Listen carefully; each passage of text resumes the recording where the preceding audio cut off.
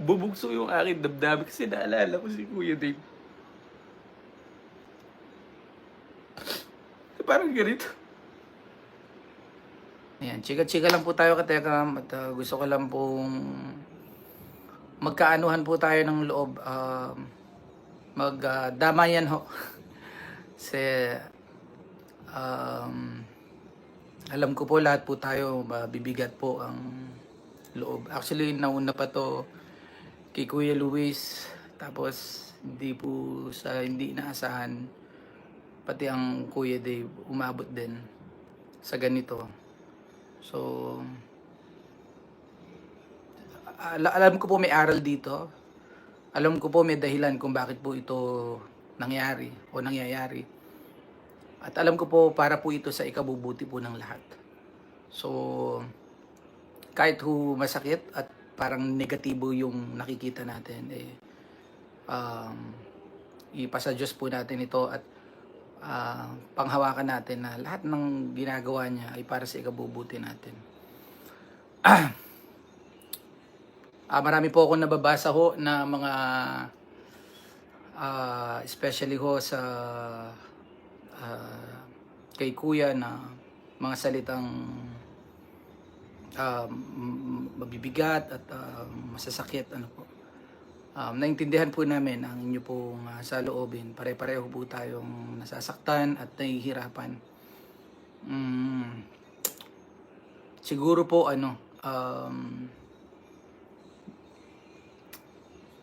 bagamat ho nakakapagbitaw ho tayo ng mga ganun is wag po nating tanggalin ho sa mga panalangin natin si Kuya. Sa panahong ito, mas lalo pong kailangan ni Kuya Dave ng magbabackup ho sa kanya. Una po sa panalangin. Kung siya man po ay naimpluwensyahan, siya man po ay nabigla, o ito man po ay matagal niya nang iniisip, o ano pa man, ay nasa sa kanya na po yun. Ipag-pray ho natin na kung ano man po itong desisyon na ginawa ni Kuya ay Ninong A, and good morning, good afternoon po. Ano po yung desisyon ni Ninong A, di Ninong A, ni Lolo A. Desisyon ni Kuya Dave ay, di ba malay naman po natin na mas maging mabait o mas maging mabuti o mas magpursige itong bata. Sino nga naman ho ba tayo para pigilan ho siya kung doon po siya mas magiging doon po siya magtagumpay. Hindi naman po kasi natin sinasabi na dito lang ho magtatagumpay si Kuya Dave. Hindi wala ho tayong kapangyarihan o hindi ho tayo Diyos para tuldukin na kapag dito ka matagumpay ka, no. Dito ka lang dito ka lang magtatagumpay. Malay ho natin, no. Ito po yung itinakda po ng Panginoon hanggang dito, halimbawa yung pinagtagpo ng Diyos, no. At kung ito rin po yung separate ways o ng dalawa, no. Sana ay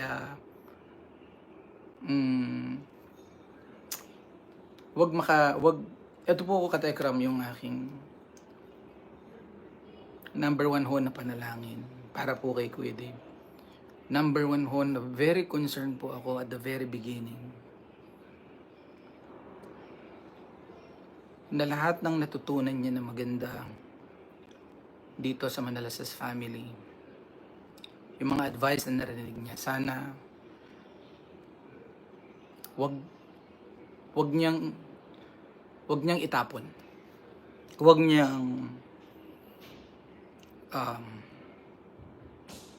iwan. Di bali kami iwan niya na kami. Pero yung sana yung mga gusto naming pangaral sa kanya, sana yun wag ho sana yun mawala. Wag ho sana yun para bang maging kasama hong maging collateral, no? Wag po. Pwede nga collateral na lang ito yung nasira yung relationship, nasaktan po yung mga kalooban natin. Pero sana wag maging collateral yung aral. na mga natutunan ni Kuya. May mga natutunan din po kami bilang pamilya, Kategram.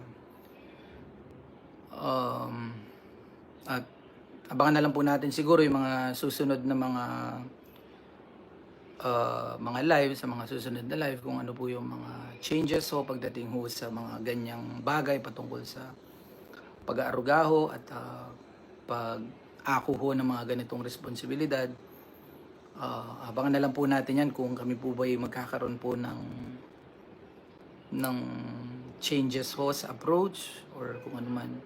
Hindi naman po kasi natin alam ang mga ganitong mga pangyayari. Hindi naman po tayo Diyos na para malaman after 5 years magkakaganyan yan. Hindi po natin yun hawak. So tingnan mo natin kung ano po yung mga mangyayari or dito ho sa Family Manalastas. Shoutout po tayo. Katekram, ito po. Kanina pong umaga, nagluluto po ako ng ulam sa bahay. So, ito namang asawa ko na napakaganda. Meron po siyang pinadinig ho sa akin na video. Isa po siyang parang American Got Talent video. Kumakanta po, isa po siyang singer at kasama po niya yung nanay niya.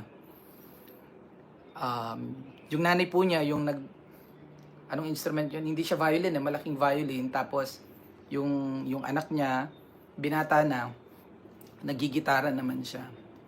So, sabi nung anak, kaya po ako nandito kasi yung aking nanay ay parang give up niya yung kanyang career para sa akin. Tapos nung kumanta yung anak, yung nanay nakatitig dun sa kanyang anak. Kasi nakaupo yung nanay, meron po siyang hawak na instrument. Nakatitig siya dun sa kanyang anak na may hawak na gitara. Kasi ang simula, kakanta yung anak bago pumasok yung nanay. Nung kumanta na yung anak, nakatingin yung nanay dun sa anak. Yung naiyak ako dun sa mukha nung nanay kasi para bang ang tingin niya sa anak niya parang proud na proud siya sa kanyang anak. Na okay lang yun anak, nagsakripisyo ako para sa'yo. Huwag mong intindihin yun. Tapos yung kumanta yung anak, napakaganda nung boses. Ang ganda nung pagtugtog niya. Tapos biglang sumabay na yung nanay. So, sumabay nang tumugtog din yung nanay. Habang nagluluto po ako, Katekram, ewan ko ba bumugso yung aking damdamin kasi naalala ko si Kuya Dave. Parang ganito.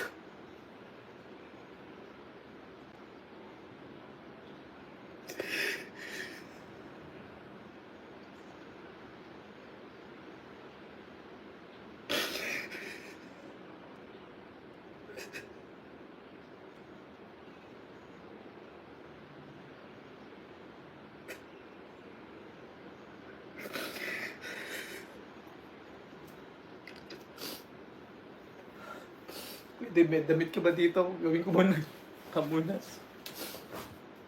Ito.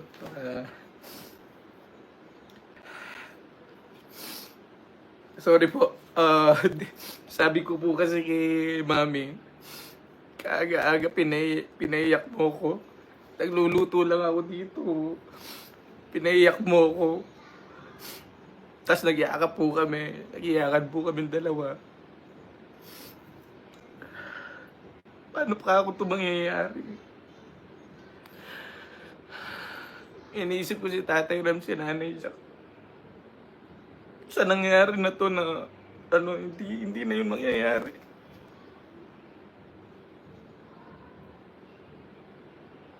Ko ba sobrang bigat nung ko. Sobrang bigat sa dibdib. Na para bang gano'n na lang kabilis. Gano'n ay Nagkaganon po ang lahat. Pagdating po kasi sa pamilya ka, Tekram, ano po ako mabababaw din po ang aking loob. Kasi, alam mo kuya, di ba? Kahit saan nag-uusap tayo dito sa kwarto na to, nag-uusap tayo. Doon sa kabilang kwarto, sa opisina, sa bahay. Doon sa baba. Minsan sa parking. Nag-uusap tayo kapag nakita ko, halimbawa nasermonan kayo. Pinupuntahan ko kayo, chinecheck ko kung naiintindihan nyo ba kung ba't kayo nasermonan. Baka kasi, di ba, katekram ako po kasi, minsan mo kasi sa pamilya, baka hindi po nag-aabot. Kaya gusto ko lang po kasi co-parenting, gusto ko para maintindihan nyo kung bakit ganito yung ginagawa ni Tatay Ram nyo sa inyo, bakit kayo dinidisiplina, bakit kayo ganyan. Para hindi ho ma-divert. And si Tita Mamsi nandito niya. Sorry po, Tita Mamsi, naka-live po kayo. Ipapanood ko po sa inyo para damay-damay na. Ipapanood ko po sa inyo yung video. At ewan ko po ba na na sa isip ko. Lagi nang nagpe-play paulit-ulit. Kahit nag-work pa ako kanina, paulit-ulit. Lumabas pa ako kanina yung kanta ho, paulit-ulit ho yung kanta sa isip ko. At ewan ko ba ang bilis hong bumigat nung dibdib ko kapag narinig ko yung kanta. Na kumakanta yung anak. Maniwala po kayo sa akin pag napanood nyo yun, idadama